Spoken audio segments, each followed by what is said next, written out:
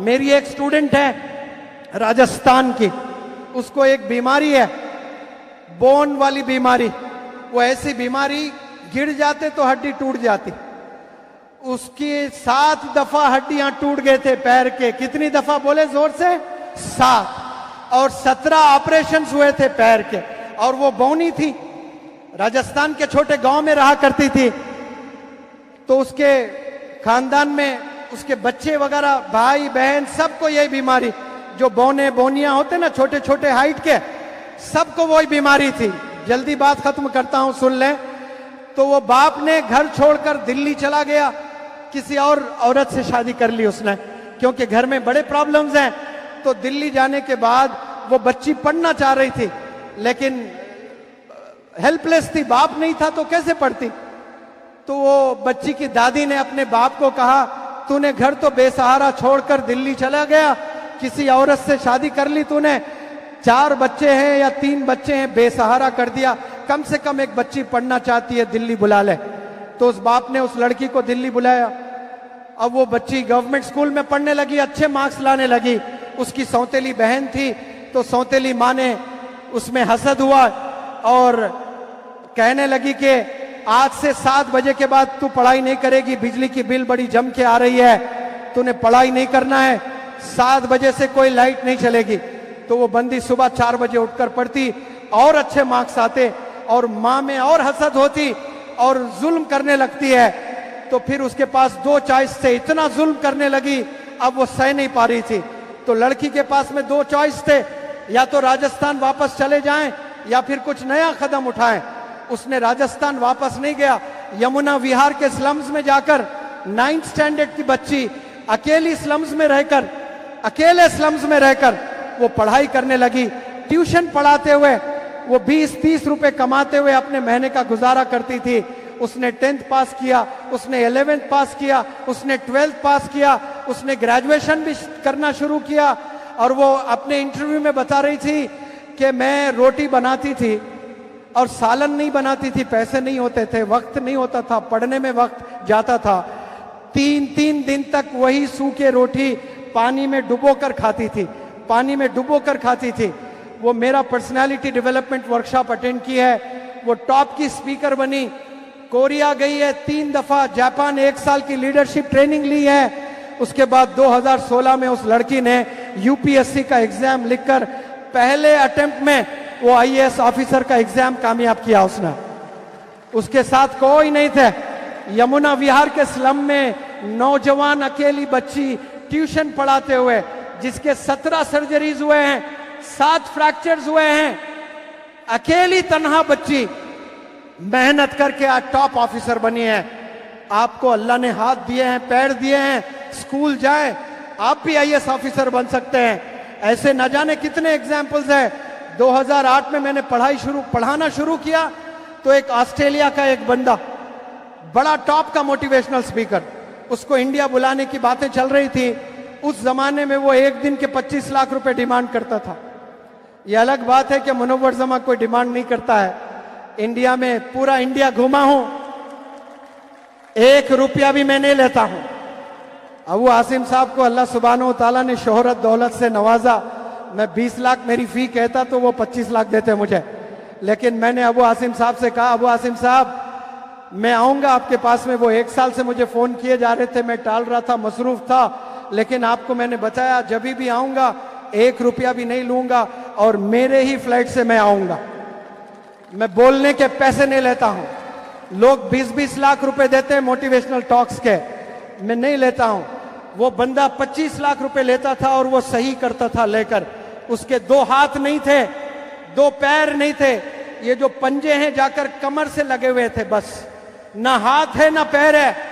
वो बेहतरीन motivational speaker, वो स्विमिंग भी किया करता था, वो कंप्यूटर भी चलाता था, वो खुद से खाना भी बनाता था मशीन पर। अल्लाह ने आपको 2 हाथ दिए हैं, 2 पैर दिए हैं, 2 आंख दिए हैं, दिमाग दिया है, जिससे हम अशरफ कहलाते हैं। हम परिंदों की तरह उड़ तो नहीं सकते हैं, मछलियों की तरह हम लोग तैर तो नहीं सकते हैं, जानवरों की तरह हम दौड़ तो नहीं सकते हैं, लेकिन जानवरों से तेज दौड़ने वाले कार्स हमने बना लिया है। मछलियों से तेज हम तैर नहीं सकते, लेकिन मछलियों से तेज चलने वाले शिप्स हमने बना लिया। परिंदों से तेज हम उड़ तो नहीं सकते हैं, लेकिन हमने जहाज बनाकर परिंदों को पीछे कर दिए। ये पॉसिबल सिर्फ एजुकेशन से हुआ है। जहाज बने हैं तो एजुकेशन से बने हैं, कश्तियां बनी हैं तो एजुकेशन से बने हैं, मोबाइल फोन्स बने हैं तो एजुकेशन से बने हैं। पहले एक घर में 20-20 बच्चे हुआ करते थे, एक माँ 20-20 बच्चों की खिदमत करती थी, 20-20 बच्चों के कपड़े धो धोकर शोल्डर्स घिस जाते थे। एक एजुकेशन की वजह से किसी बंदे ने वॉशिंग मशीन बना दिया, उसने अपनी माँ को गिफ्ट नहीं दिया, उसने दुनिया की तमाम माँ को गिफ्ट दे दिया। ऐसे गिफ्ट देने वाले बनो। मसाले कूट कूट कर शोल्डर्स की हालत अजीब हो जाती थी माओं की। किसी ने ग्राइंडर बनाया तो अपनी माँ को गिफ्ट नहीं दिया, उसने पूरी माँ को गिफ्ट दिया है। ये पॉसिबल कैसे हुआ है? ये एजुकेशन की वजह से हुआ है। पहले लोग हज पर जाया करते थे तो 6 महीने लगते, 8 महीने लगते, किसी को 1 साल लगते, लेकिन किसी ने जहाज बना दिया तो 3-4 घंटे में हम जद्दा पहुंच जाते हैं। ये पॉसिबल एजुकेशन से हुआ है। आज कोई अमेरिका में बैठ रहा है, 1 सेकंड में, पहले खत लिखते थे अस्सलामु अलैकुम, अमेरिका पहुंचने के लिए 1 महीना लगता था, वहां से जवाब आता था वालेकुम अस्सलाम, और 1 महीना लगता था। किसी ने मोबाइल इजाद किया, अस्सलामु अलैकुम, उसी नेक्स्ट मूवमेंट में वालेकुम अस्सलाम जवाब आता है। ये एजुकेशन से हुआ है। आप लोग एजुकेशन छोड़कर पैसे के पीछे मत भागे, आप लोग एजुकेशन के पीछे भागे, इंशाल्लाह पैसा आपके पीछे दौड़ता चले आएगा। मैं आप सब लोग से इल्तिजा करता हूं, कामयाबी सिर्फ और सिर्फ एजुकेशन में है। बच्चों को खूब पढ़ाएं और बच्चों पे नजर रखें। आप लोग ऐसे नहीं कि बच्चों को स्कूल भेज रहे हैं, बच्चों पर नजर रखें, टीचर्स को गिफ्ट दें, टीचर्स के लिए दुआएं करें। मैं हर रोज जब से कोरोना आया है 2021 से 2024 तक मेरी क्लासरूम में मैं कदम रखता हूं तो 2 रकात सलातुल हाजत नमाज पढ़कर वो स्टूडेंट्स जो ज़ेरे तालीम है, वो स्टूडेंट्स जो माजी में मुझसे पढ़े, वो स्टूडेंट्स जो मुस्तकबिल में मुझसे पढ़ने वाले हैं, उनके लिए, उनके तमाम फैमिली मेंबर्स के लिए, सबके लिए मैं हिफाजत की और कामयाबी की दुआएं करके मैं क्लासरूम में कदम रखता हूं। आज गोवंडी में आकर बारिश में भीगते हुए मैंने स्पीच दी है। मेरे दोस्त शाहनवाज भाई के घर में मैंने दाल रोटी खाकर 2 रकात सलातुल हाजत नमाज पढ़कर आप लोग की कामयाबी की दुआ मैंने की है, आप लोग के मुस्तकबिल के लिए दुआ मैंने की है, इस प्रोग्राम की कामयाबी के लिए मैंने दुआ की है। अबू आसिम साहब बड़े घबरा रहे थे, 4-4 दफा बोल रहे थे बारिश हो जाएगी। मैंने कहा बिल्कुल नहीं होगी सर। वो कह रहे हैं बादल मंडरा रहे हैं, अंधेरा अंधेरा सा लग रहा है, ये देखो कैसा उजाला है गोवंडी में। सब लोग अपनी मोबाइल लाइट थोड़ा ऑन करके उजाला दिखाइए।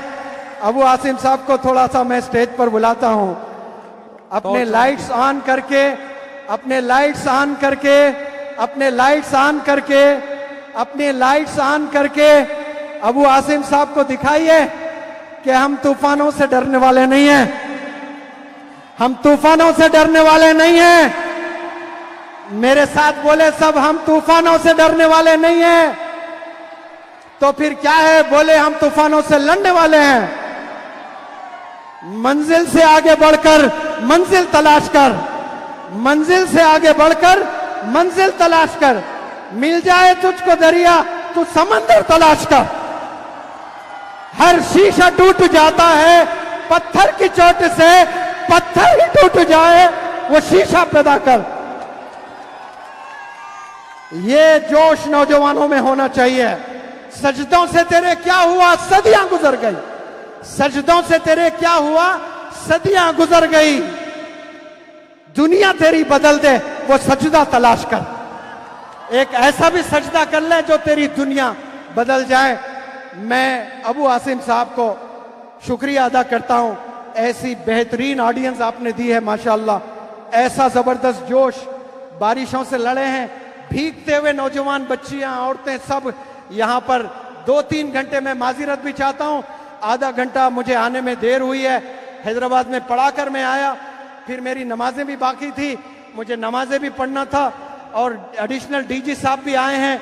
मैं सल्यूट करता हूं एडिशनल डीजी साहब को, और मैं एडिशनल डीजी साहब से इल्तिजा करता हूं।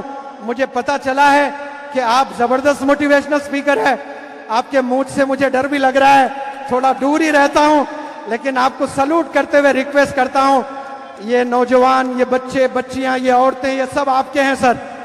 इन्हें एक मार्ग दीजिए, एक डायरेक्शन दीजिए, एक मोटिवेशन दीजिए।